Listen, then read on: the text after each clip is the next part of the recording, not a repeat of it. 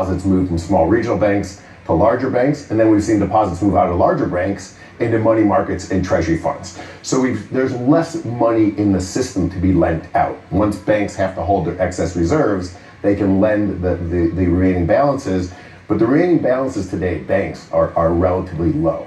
So the banks themselves are contracting the economy. The Federal Reserve Board understands that. I think they're trying to understand what the magnitude of that is. I've seen reports where the magnitude of that is equal to somewhere between 25 and 75 basis points of increased interest rates. So we have to understand where that is. So I think we're sort of at the end of this cycle. And that's why we're in this sort of holding pattern. We're holding to see what the Fed's going to say, what Powell's going to say now that we have this banking, the sort of banking data behind us, that we've seen reserves come out of the system, that we've seen this flight to money markets, we've seen a flight to treasuries.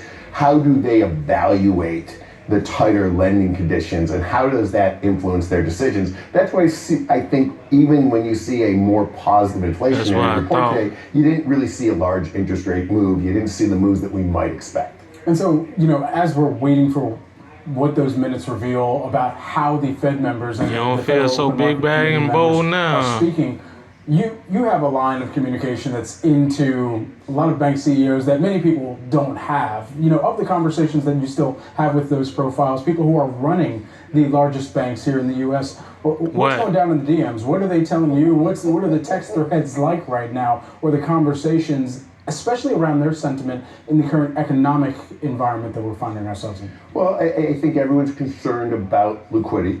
Everyone's concerned about lending conditions. Everyone's concerned about the real estate market. We hear everyone talking about the commercial real estate market and all of the loan maturities that are going to happen over the remainder of the year. Mm-hmm. A lot of that commercial real estate lending has been done in I would say, mid-tier banks. So the bigger banks are trying to figure out what effects that's going to have. The mid-tier banks are trying to figure out what effects that's going to have. The loan to values are going to change quite dramatically. We see a lot of empty square footage. We see the prices coming down. So there's an evaluation of what's going to go on in asset quality. There's an evaluation going on in liquidity and liquidity standards. I think people are concerned, will there be a overstep or a misstep you really ain't got no plan into the banks? So banks are always concerned about additional regulatory costs, additional regulatory hurdles, and what does that mean? So holding more liquidity, holding more capital is always a good prophylactic against another regulatory move. So I would characterize banks right now in a relatively conservative Cohen. mode. You're right, we will see bank earnings later this week. But remember, that's a backwards-looking phenomenon. And we are, and I think we say this a lot, we're in a very volatile time. It's a lot less predictive of this quarter, what happened last quarter, because of the amount of money that we've seen move around the system. Move from small banks to medium banks to large banks to money markets. Maybe for about 1.9 million. We really have to sort of reevaluate what banks are going to look like and what they're going to do going forward. So I have sort of two follow-up questions to that. There's concerns about liquidity that you talked about as we see the deposits flowing from the small banks to large banks into money market funds, et cetera. Are those liquidity concerns justified, do you think? In other words, are we going to see some more blow-ups among the banks? It feels calm right now, like it has been revealed, but has it? So I remind people that every year we lose banks out of the U.S. banking system. So, since Dodd-Frank, I think we've lost since the Dodd-Frank legislation after 2008, we've lost over 10% of the banks of the United States. So we've had this slow grinding, you want double or nothing? Whittling away of banks in the United States. I think we're more acutely aware of what's going on now because we've seen larger banks, much larger banks, run into financial trouble, and we've seen larger banks go out of business. Then triple it then. We have seen the end of this banking situation. I won't call it a crisis because I don't feel like we're in a crisis, but we're in a situation where banks were sort of flooded with 5.4 million during COVID, flooded with deposits during the crisis. A lot of it was government stimulation. A lot of it was people just had money coming in.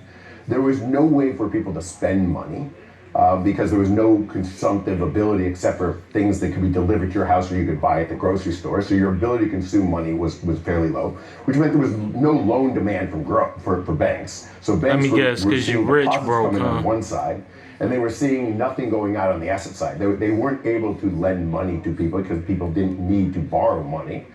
So all of a sudden they were in this position where they had huge excess reserves. And the natural thing to do was to go out and buy some interest-bearing, And triple that low-risk 5 asset. point. The most unique low risk asset in the United States is a U.S. Treasury.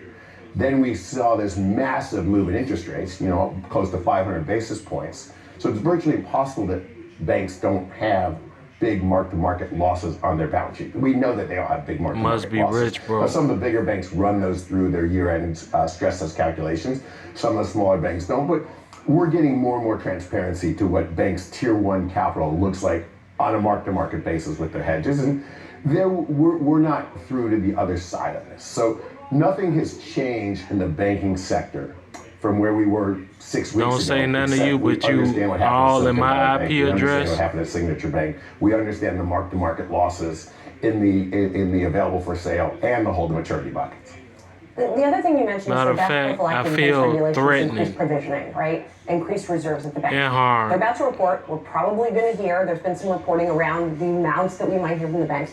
Should we be alarmed or reassured by that money that they're putting aside? I think all the banks are going to talk about the excess liquidity they have. I think many of the banks will talk about their insured to uninsured deposit ratio. I think they'll talk about their mark-to-market losses that are disclosed and non-disclosed in their hedging books and what the asset side of their balance sheet looks like. I think banks will go out of their way to give you more disclosure on what their portfolio looks like at this time, because I do think that is a good prophylactic. If you're trying to fight the knee-jerk reaction in Washington, which is just something bad happened, let's go regulate, show that the U.S. banking system as a whole is very, very well managed. It went into this. Looks to this me whole, trying to be on scenario American Most very well Wanted list. capitalized. And I think the bigger banks are going to go out of their way to show you how well capitalized they are. You had previously, back in 2017, I believe, called the Dodd-Frank do-over a win for banks, but there was some deregulation that took place with that Dodd-Frank do-over as well. Did that reinsert unnecessary risk into the system that now caused some of the very crisis that we're seeing right now? Early after Dodd-Frank came out, I did say, look, you had put a moat around the largest banks in the United States. You had put the regulatory burden so high on those banks that it was virtually impossible for any bank ever to cross into that moat. So you were almost protecting the largest banks in the United States.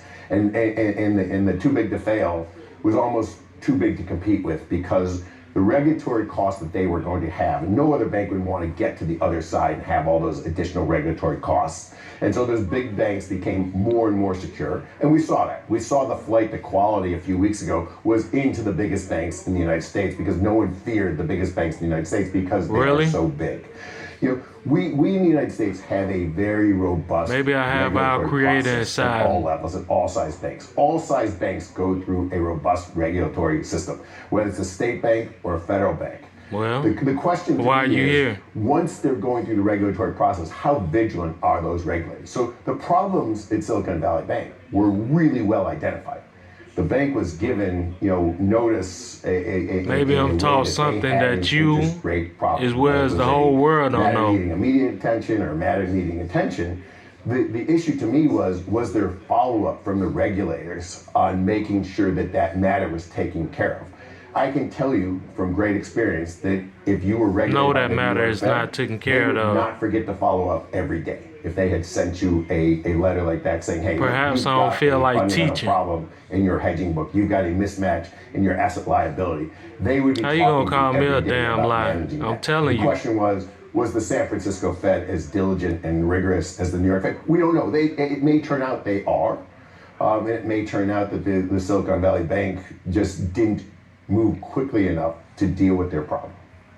I want to switch gears and talk about what you're doing now at IBM. Maybe it's a relief now to not be in the banking business while all this is going on. Not that the tech business is calm and quiet and unturmoiled right now. Gary Cohen. So how are you thinking about IBM. tech growth as we go through the year? We talked a little bit about this back in International January Business about Machines. amidst this tech environment that is a little bit tough right now. Although if you look at the overall tech world, Q1 in the tech world, I think it surprised everyone to the upside. We saw this rotation out of the energy world and out of some of the industrial companies back into tech. Tech probably was one of the leading sectors in Q1. Yes, unless people are setting themselves up for disappointment this earnings season, hopefully not. They may be, but I think what you saw in the tech world as a whole, let me talk very holistically, very generally. The tech world as a whole, I think, understood that we were going into a tougher economic situation. Many of the companies got down to the fundamental basics of how they ran their companies. Most of what the a tech downtrend this Silicon Valley is. Related, especially, really grew significantly during the crisis. During the pandemic. They were the ones doing massive hiring. They were growing. They were growing exponentially, some of them. I think as we got into 2023, many of them said, hey, look, we just can't grow at a headcount. We just can't grow at all costs. We have to right-size our business. We have to right-size our footprint. Triple that 5.4 million. Get ourselves into a more competitive posture. And that may mean making tough decisions and downsizing on headcounts. And we've seen a lot of that. We've seen a lot more layoffs coming out of the technology sector as a whole than almost any other sector. So we've seen the technology sector Cohen. taking pretty aggressive actions in Are you on cocaine? Trying to figure out where the economy is going, where the demand's going, how they're going to continue to grow, how they're going to continue to be good shepherds of capitals for their shareholders. And the market has responded by rewarding those stocks because are you on it right now? In front of the newfound emphasis on making sure shareholder returns are adequate. So, technology has been a have you ever killed anyone so far in 2023? I still feel like it using is this technology. We are a technology-driven country. We continue to find new areas. The whole AI machine learning space. It's a space that people in the industry have known about for a decade plus. But it's now what have you done that you felt was wrong of the equation? So we continue to see new routes of evolution, new routes of expansion in the whole technology world. And I think the biggest companies at the end of the day will be the winners in this space. As you've seen, the biggest companies, if they weren't the inventors of some of these products, they clearly had the balance sheet and the capital to go out and buy or get invested in some of the newest products that exist. So look, my view is the technology business in the United States is continuing to grow. It's a robust place to be. And is a big differentiator to the U.S. capital markets and the U.S. economy. So I know you want to follow up on AI, but first I want to ask you a little bit more about the sort of expense rationalization and a little bit of shrinking. IBM announced some job cuts. I thought you didn't know my name. Not a huge number relative to the size of the company and relative to what we've heard from others. Where are we in that cycle? Could there be more cuts at IBM, for example, do you think? So I'm not going to talk specifically about IBM. We're in an earnings blackout. So that's why I'm going to talk generally about the industry. Why you just pay for AI? Understands that there's a lot of competition and that making sure that shareholders are getting an adequate return on capital and that management and boards are being good stewards for capital is very important. Where when you were in 40, 50, 60% growth modes, you had the ability to hire and try and expand and grow your business. Since growth has slowed down across all industries, so all industries means your clients are also slowing down as well, you have to manage your expense model more diligently and more rigorously. And I think that you're seeing that across all of the technology. Do you think this is recorded? Artificial intelligence is having perhaps its baggy jeans moment right now. They were popular back in the early 2000s and now once again popular. So now we think about... At least you remember it was popular in the early 2000s. Yes, Many people think it's brand new. Right, exactly. I mean, I remember Watson on Jeopardy. So precisely. There you go. Right. And I remember going Gary Cohen in his testimony. Any company that has annexed anything generative AI to their future announcements, to how they're embedding it within technology solutions, it is lighter fluid to their stock price, to how much eyeballs they get. All that to say, IBM's been For doing real? it, right, for a while. And so now, when you think about generative AI or artificial intelligence as a whole, as an economic input, what do you think about in terms of what that means for productivity, what that means for the employment situation, and how the broader